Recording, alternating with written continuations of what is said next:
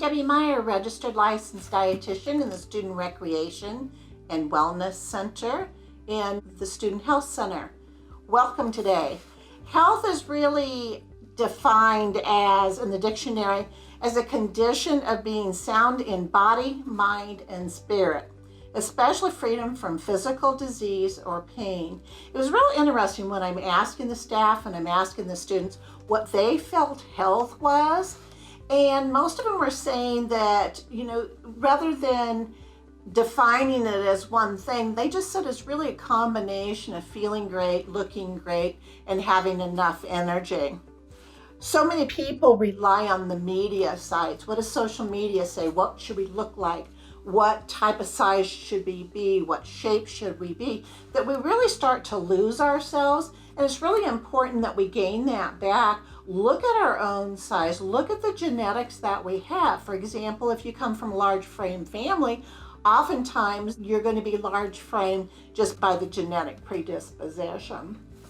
Good health in the area of nutrition, oftentimes people define themselves as good or bad based on what they eat, where they're a good person, but they may have just eaten something what they term as bad, like a brownie.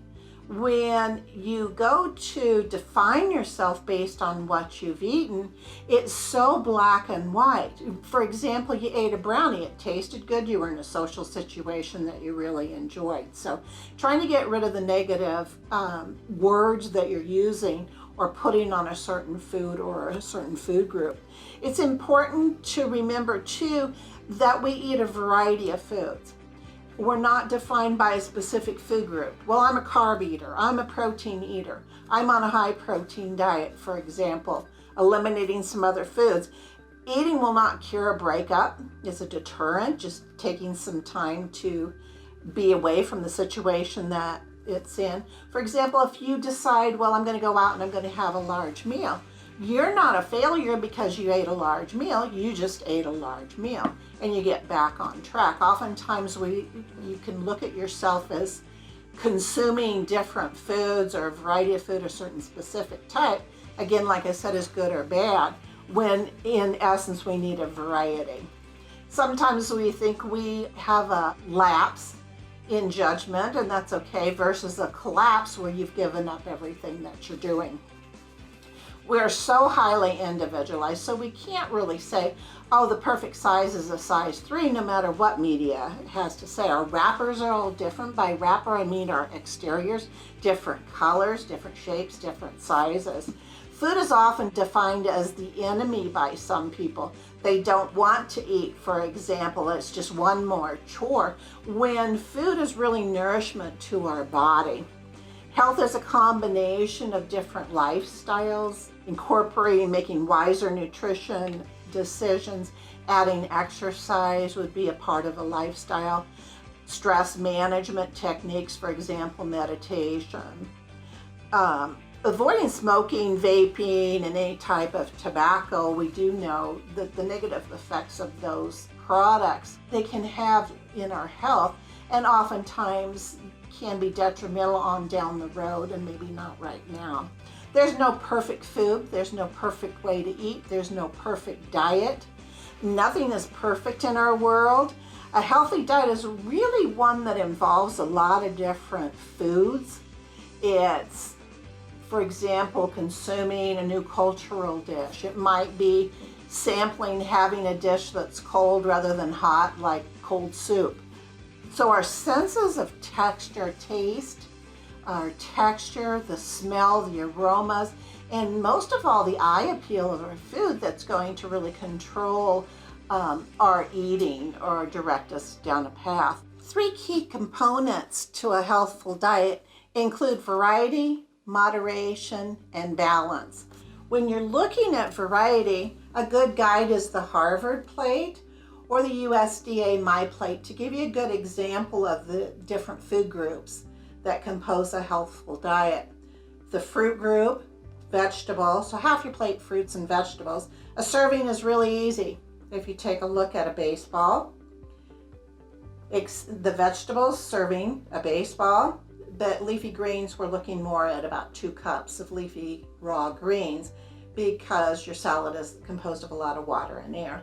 Moving on to the grain group, we're looking at a serving being a slice of bread, a half a cup of oatmeal, for using those as examples. The other thing that's really important to take a look at is the key message: make half your grains whole grain.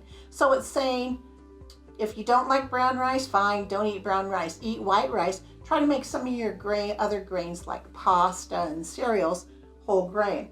Looking at the protein group down here, a 3-ounce meat portion is going to look very similar to the demonstration I have here. And that's lean, trimmed meat, or it could be lentils, could be tofu, could be more of a plant-based protein. And moving on to the last food group here, that's your dairy group. For example, your dairy group would be things made from cow's milk, would be milk, cheese, cottage cheese. A serving of milk, for example, I have laid out here is 1 cup. And 1 cup of milk contains about 300 milligrams. Looking at basic guidelines for an adult, we need approximately 1,000 milligrams of calcium in a day. But a variety is going to include things from all the food groups, not avoiding any one food group. Good reference tool would be using the Catch a Rainbow Every Day, where it shows a lot of different fruits and vegetables to consume. Moderation is really important. We need to find a baseline. What is a serving size? Serving size is listed on the label. As you can see from this box of crackers here, a serving size is going to be 6 crackers. So the portion size, if you consume 12 crackers, you've got basically 2 portions there. So identifying what is really a serving size versus what are you really consuming. You could be suffering from what I call portion distortion. A serving is a standardized amount located at the top of your nutrition fact panel.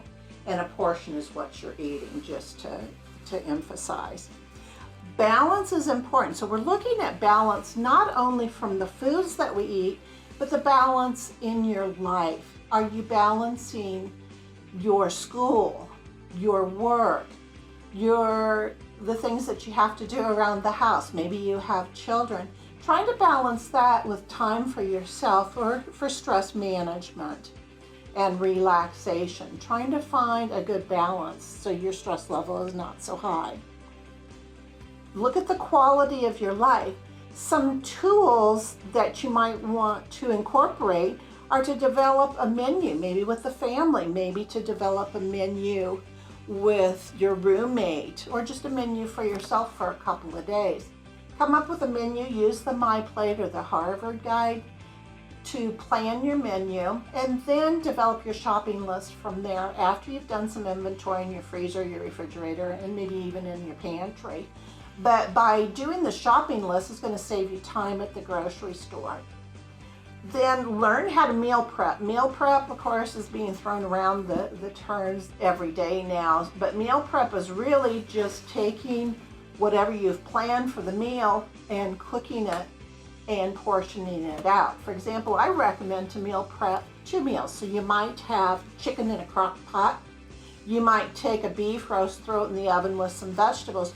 You've got 2 complete meals. So once you take those, label, date them, throw them up in the freezer or in the refrigerator, you've got several meals at one time. So it really helps to keep your costs down, decreases your incidence of running out of the house sometimes at the last moment for some fast foods. You do have the foods in your home.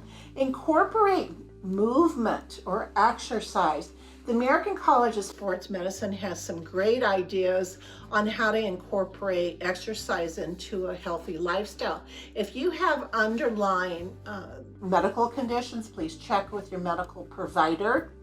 Or if you are experiencing any, for example, pain in your knees, etc., always check ahead of time with a provider to see some exercises you might be able to do that are healthier than others. Also, when you look at exercise, we're talking about 5 times a week, about 30 minutes each, but incorporate something like resistant weight training a couple of times a week. But you can go again to that website for additional information.